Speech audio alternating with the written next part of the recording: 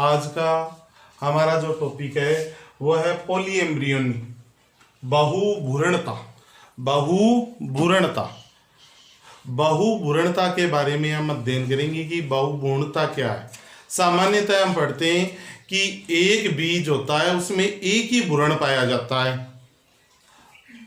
लेकिन कुछ पादप ऐसे होते हैं कि उनकी बीजों में एक से अधिक है वो भ्रूण है, वो विकसित हो जाते हैं। इसी को हम कहते हैं बहुभ्रूणता, अर्थात एक बीज में एक से अधिक भ्रूण बनने की जो क्रिया है वो कहलाती है बहुभ्रूणता कहलाती है।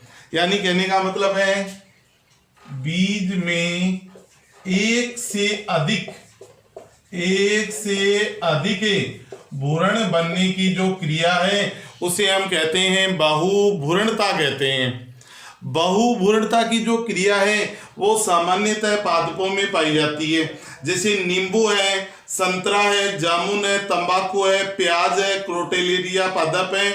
इन पादपों में क्या होता है, बहुभ्रूणता है वो सामान्यतः पाई जाती है। वेंडा जो एक अधिपादप होता है उसमें परिपक्व अवस्था में एक बीज में एक से अधिक भ्रूण है वो पाए जाते हैं। वेंडा है वो अनावर्त बीजी या जिम्नोस्पर्म पादप में होता है। यानी कहने का मतलब ये होता है एक बीज में एक से अधिक भ्रूण की जो उपस्थिति है उसी को हम बोलते हैं बहुभ्रूणता बोलते हैं। बहुभ्रूणता का सबसे पहले अध्ययन है वो 1719 में ल्यूवेनहॉक ने संतरा के बीजों में किया था। संतरे के बीजों में बहुभ्रूणता का अध्ययन है वो किया गया था। बहुभ्रूणता का सबसे पहले अध्ययन किसने किया था? एंटोनी वान ल्यूवेनहॉक ने संतरा के पादप में बहुभ्रूणता के बारे में अध्ययन किया था। अब ये बात आती है कि बहुभ्रूणता के कारण क्या हैं। बहुभ्रूणता के कारण पहला कारण आता है परागभ्रूण के विदलन से। परागभ्रूण के विदलन से एक बीज में एक से अधिक भ्रूण कैसे बनते हैं, और इसका अध्ययन है वो किया गया था यूलोफिया नामक पादप में। इसका अध्ययन है वो किया गया था और उसके द्वारा इसको समझाया गया था। यूलोफिया पादप में परागभ्रूण के विदलन से 3 प्रकार से नए पादपों का निर्माण है वो हो सकता है। पहला आता है परागभ्रूण से अतिवर्धियां। परागभ्रूण से अतिवर्धियां निकलती हैं और वो अतिवर्धियां हैं वो नए पादप का क्या करती हैं, निर्माण करती हैं। दूसरा होता है शाखित या तंतुमय भ्रूण। जो भ्रूण है वो शाखित हो जाता है और प्रत्येक शाखा से नए भ्रूण का निर्माण है वो हो जाता है। तीसरा आता है युग्मनज में अनियमित विभाजनों के फलस्वरूप सेल्स का एक समूह बनता है, जिसके कारण से जो चेलेजा या निभाग भाग है, चेलेजा या जो निभाग भाग पाया जाता है उस और एक बीज में एक से अधिक भ्रूणों का निर्माण है वो हो जाता है। यानी यूलोफिया नामक पादप में 3 कारणों से जो बहुभ्रूणता है परागभ्रूण से उत्पन्न हो सकती है। दूसरा आता है बीजांड में एक से अधिक भ्रूण कोषों के विकास के कारण बीजांड में सामान्यतः एक ही भ्रूण कोष है वो पाया जाता है। अब यदि एक बीजांड में एक से अधिक भ्रूण कोषों का विकास हो जाए तो उनमें अंडकोशिका है, प्रत्येक अंडकोशिका वो नर युग्मक से संयोजित होगी और संयोजित होकर एम्ब्रियो या भ्रूण का निर्माण करेगी। तो इस प्रकार से बीजांड में एक से अधिक भ्रूण कोषों का विकास है वो हो जाता है। फिर आता है तीसरा पॉइंट, अंडकोशिका के अतिरिक्त भ्रूण कोष की अन्य कोशिका से भ्रूण का निर्माण। भ्रूण कोष में सामान्यतः निभाग भाग की और 3 कोशिकाओं का एक समूह होता है जिन्हें हम बोलते हैं प्रतिमुखी कोशिकाएं। नीचे की ओर 2 सहायक कोशिका, एक अंड कोशिका होती है, बीच में ध्रुवीय केंद्रक पाया जाता है। यानी सहायक कोशिका और जो प्रतिमुखी कोशिकाएं उनके द्वारा भी जो भ्रूण का निर्माण हो जाए तो बहुभ्रूणता उत्पन्न हो सकती है। चौथा है अपस्थानिक भ्रूणता। अपस्थानिक जो भ्रूणता है उसका जो कारण है वो ये होता है कि कभी कभी बीजांड का या अध्यावरण की कोशिकाएं सक्रिय होकर भ्रूण का निर्माण कर लेती हैं। यानी बीजांड का और अध्यावरण है वो किसका निर्माण कर लेते हैं, भ्रूण का निर्माण कर लेते हैं, जिसे कहा जाता है अपस्थानिक भ्रूणता कहा जाता है। इनमें जो इंपॉर्टेंट उदाहरण आता है बीजांड में एक से अधिक भ्रूण कोषों का विकास, इसमें जो उदाहरण दिया है वो दिया है केजुएराइना मोन्टाना। यहाँ बहुपूर्णता में वेंडा, वेंडा नामक पादप है जो क्या है, जिम्नोस्पर्म अनावर्ती बीजी पादप है, अधिपादप होता है और इस पादप में परिपक्व अवस्था में एक से अधिक है वो भ्रूण पाए जाते हैं। बीजांड में एक से अधिक जो भ्रूण कोषों का विकास है वो केजो एराइना मोंटाना में पाया जाता है। यानी कहने का मतलब ये होता है कि बहुभ्रूणता है वो 4 कारण से उत्पन्न हो सकती है। अब हम बात करते हैं कि बहुभ्रूणता का क्या महत्व है। बहुभ्रूणता का महत्व है कि बीजांड काय से विकसित जो भ्रूण है वो रोग रहित होते हैं और इसका उपयोग है वो नींबू के पादप में विषाणु रहित पादप तैयार करने के लिए किया जाता है। इंपॉर्टेंट प्रश्न है ये कि नींबू में विषाणु रहित पादपों का निर्माण करने के लिए किस भाग का उपयोग किया जाएगा, वो किया जाएगा बीजांड काय का, बीजांड काय भाग का उपयोग है वो किया जाएगा। और इसकी इस विधि के द्वारा एक और लाभ है, इस विधि के द्वारा अगुणित भ्रूणों का जो निर्माण है वो किया जा सकता है। ये था हमारा बहुभ्रूणता।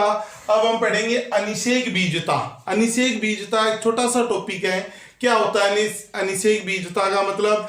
अनिषेक बीजता का मतलब ये होता है कि जब बीजांड की द्विगुणित कोशिका है अथवा असामान्य द्वितीय भ्रूणकोश से जो द्विगुणित भ्रूणकोश है उसकी किसी अन्य कोशिका से बिना निषेचन के जब भ्रूण का निर्माण होता है तो इसे हम कहते हैं अनिषेक बीजता। यानी सिंपल सा पॉइंट है, अनिषेक बीजता में अर्धसूत्री विभाजन और युग्मक संलयन की क्रिया नहीं होगी। इस विधि में क्या होगा, बीजांड की कोई भी द्विगुणित कोशिका है वो एमब्रियो का निर्माण करेगी।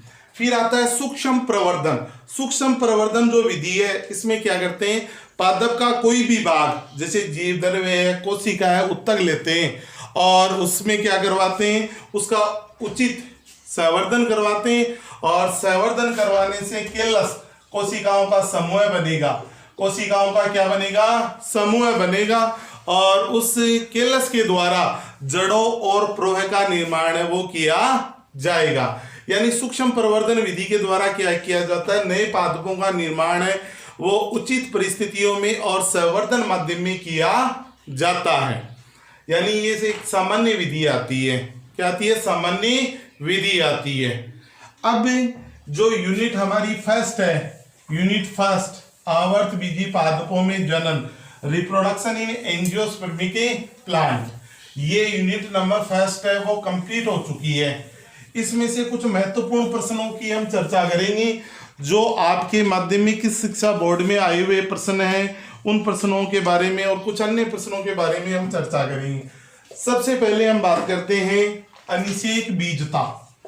अनिषेक बीजता किसे कहते हैं, अनिषेक बीजता किसे कहते हैं, ये आया हुआ प्रश्न है माध्यमिक शिक्षा बोर्ड 2018-19 में। अनिषेक बीजता का मतलब क्या है, जब बिना अर्धसूत्री विभाजन और बिना युग्मक संलयन की क्रिया के ही भ्रूण या बीज का निर्माण होता है तो इसे हम कहते हैं अनिषेक बीजता। इस विधि में क्या होता है, बीजांड का या द्यावण की किसी कोशिका से क्या हो सकता है, भ्रूण या बीज का निर्माण है वो हो सकता है। दूसरा जो प्रश्न है वो है पुष्प के 4 भागों के नाम। ये जो प्रश्न है 2019-20 में आया हुआ प्रश्न है। पुष्प के 4 भागों के नाम। पुष्प का पहला भाग है बाह्य दलपुंज, दूसरा दलपुंज, तीसरा पुमंग और चौथा होता है जायांग। ये 2 प्रश्न थे जो आपके माध्यमिक शिक्षा बोर्ड में आए हुए थे। अब हम कुछ प्रश्नों के बारे में और चर्चा करेंगे। उनमें से पहला प्रश्न है कि एक आवर्त बीजी पादप, क्वेश्चन नंबर है 3, एक आवर्त बीजी पादप की पत्ती में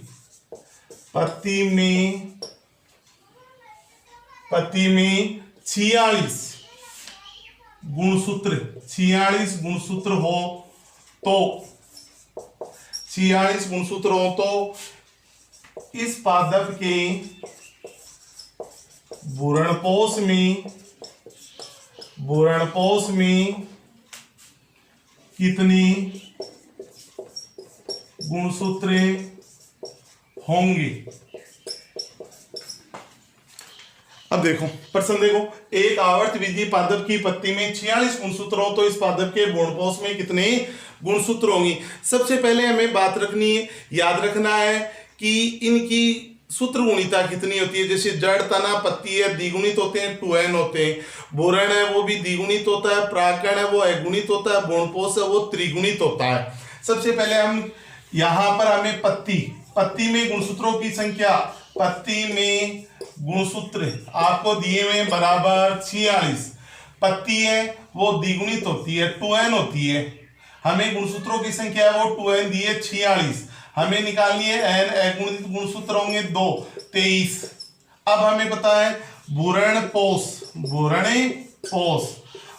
पोष की सूत्र गुणिता होती है बराबर 3n, तो मैं लिखूंगा 3n बराबर 23, हमें n 23 गुणा 3, n बराबर होगा 9 6, यानी गुणपोष में गुणसूत्र है वो पाए जाएंगे गुणेतर गुणसूत्र पाए जाएंगे। क्यों पाए जाएंगे कि गुणपोष की सूत्र गुणिता 3n होती है, गुणपोष है वो त्रिगुणित होता है, यानी इसमें गुणसूत्रों की संख्या है वो 3 गुनी पाई जाती है, त्रिगुणित है वो पाई जाती है। इस प्रश्न को ध्यान से समझना है, कंपटीशन एग्जामों में अधिकतर बार ये प्रश्न आते हैं। अब हम बात करेंगे क्वेश्चन नंबर 4 की। क्वेश्चन नंबर 4 है केपसेला आवर्त बीजी पादप है, केपसेला में 40 बीज बनाने के लिए कितनी अर्धसूत्री विभाजनों की आवश्यकता होगी। देखो इस प्रश्नों को हमें कैसे हल करना ध्यान देंगे। केपसेला में 40 बीज बनाने के लिए कितने अर्धसूत्री विभाजनों की आवश्यकता होगी। इसका आंसर इस प्रकार से करेंगे, बीज बनाने के लिए 2 चीजों की आवश्यकता है, एक तो एंड सेल की और दूसरी आवश्यकता होती है नरे युग्मक की आवश्यकता होती है। एक अर्धसूत्री विभाजन होता है तो एक अंड कोशिका बनती है, एक अंड कोशिका, और यहां नर युग्मक है। एक अर्धसूत्री विभाजन होता है तो 4 नर युग्मक बनते हैं। तो यहाँ पे 40 बीज बनाने के लिए हमें 40 तो अंड कोशिका चाहिए और 40 ही नर युग्मकों की आवश्यकता होती है। कितनी होती है 40। तो हमें 40 बीज बनाने तो अर्धसूत्री विभाजन कितने होंगे। देखो यहाँ 40 अंड कोशिका बनानी है तो एक अर्धसूत्री विभाजन से एक अंड कोशिका बन रही है, तो ये विभाजन होगा 40 बार अर्धसूत्री, और एक अर्धसूत्री विभाजन से 4 नर युग्मक हो रहे हैं तो ये विभाजन होगा 10। तो टोटल अर्धसूत्री विभाजन होंगे 40 प्लस 10 बराबर 50 अर्धसूत्री विभाजनों की हमें क्या होगी आवश्यकता होगी। 50 अर्धसूत्री विभाजन हमें कम से कम करवाने पड़े। अब एक जो क्वेश्चन है वो मैं आपको करने के लिए दे रहा हूं और इसका जो उत्तर है वो आप कमेंट बॉक्स में वो लिखेंगे, और ये प्रश्न आपके लिए है। और ये प्रश्न है क्वेश्चन नंबर 6, 100 परागकण या नर युग्मक है, नर युग्मक उत्पन्न